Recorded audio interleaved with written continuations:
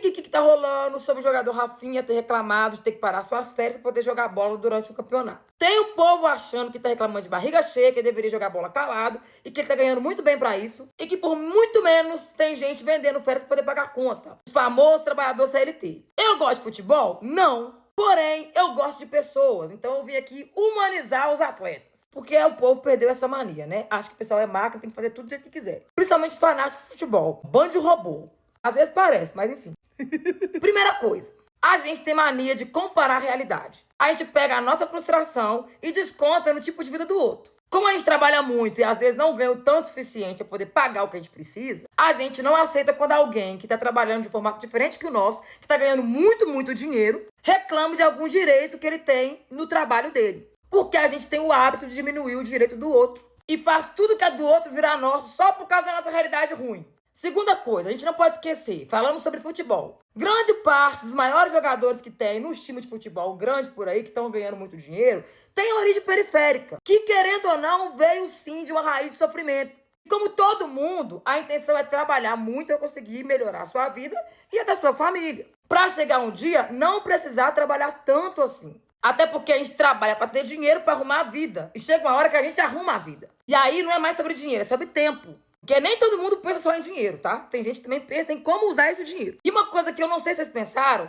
que esse pessoal aqui, pra chegar lá naquele time, naquela posição, pra ganhar muito dinheiro e ser conhecido, eles tiveram antes. E quase todo mundo desconsidera. É como se esse povo aqui já existisse nessa posição, com essa qualidade. Parece que o povo já nasceu adulto e pronto. Até o menino Ney. Parei.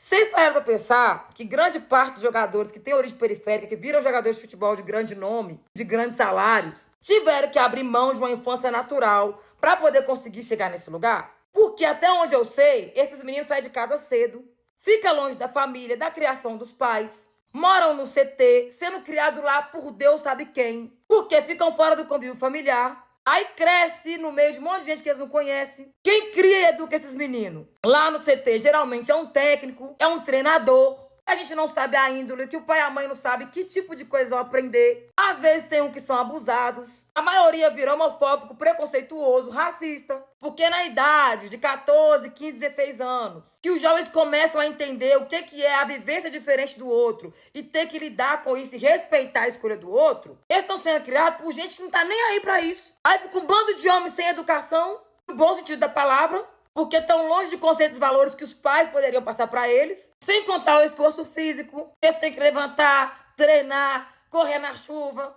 Ah, mas isso aí é mole. Mole pra quem? Não tá conseguindo ir na academia. Fazer um mês de treino sem parar. E tá aqui desmerecendo o trabalho que um cara que resolveu ser jogador tem que fazer com o corpo. Às vezes não tem apoio psicológico, não tem nenhum tipo de amparo. Tem que crescer lá com meio de um monte de gente te sabotando, querendo que você caia para poder ficar no seu lugar para não ser um concorrente para ele. Tem que lidar com um monte de situação que não tem alguém para orientar, porque o povo só te vê como um produto. O técnico só quer saber que você renda dinheiro. O dono do time só quer saber quanto você vai dar de lucro. Esse antes todinho aí a gente esquece. Aí o cara consegue chegar lá no pico de ser um cara grandão, ganha dinheiro pra caralho, consegue arrumar a vida dele, dos amigos, da família.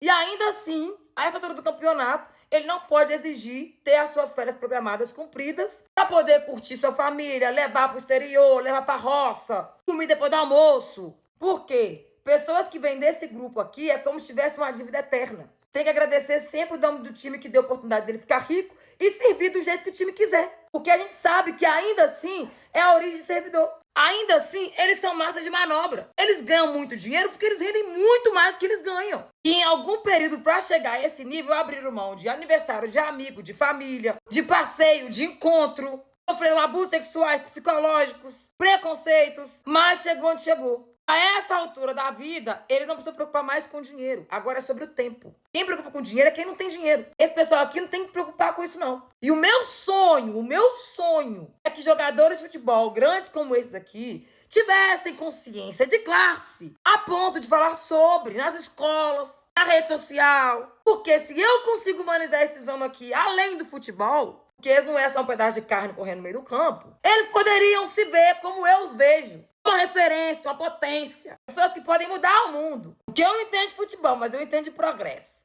E de progresso esse povo aqui dá aula que eu sei.